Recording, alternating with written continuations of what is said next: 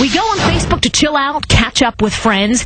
But did you know that Facebook, at least according to one study, can make you rude, fat, or even poor?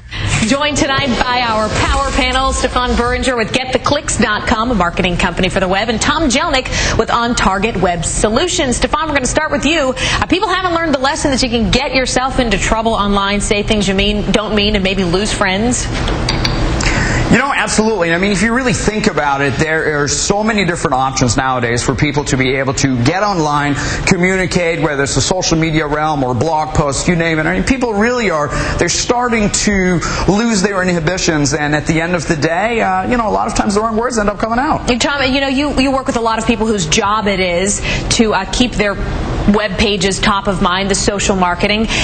Is it true in your experience that people that spend more time on Facebook tend to have these less than ideal qualities, a lack of inhibition, a sense of entitlement?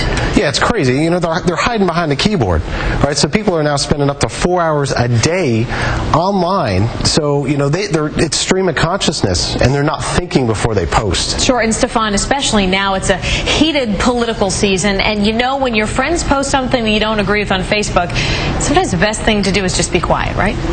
Well, of course, that's what, everybody wants you to go ahead and do. Does everybody do that? No, of course not. I mean, everybody has an opinion. Everybody wants to voice their opinion. And, when you're hiding behind that screen, it's kind of easy to let that opinion go. And I guess that's how you get the clicks. I mean, that's what your company is based around. You'd be controversial a little bit, right? Well, you would have to, absolutely. I mean, there's nothing wrong with that. I think everybody is allowed to have their opinion. At the end of the day, why not go ahead and announce it? Tom, what do you think about this, too? Because I know we've talked about situations where perhaps opinions have gone too far and people have let get out things that maybe they regret.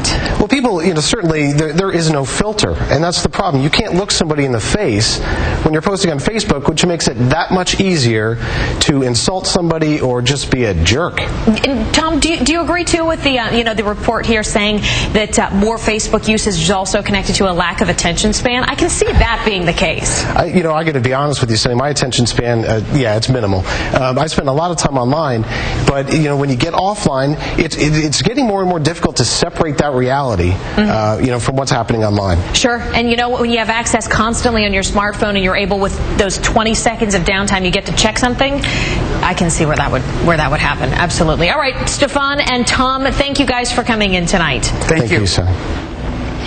Now, by the way, that study came partly from the University of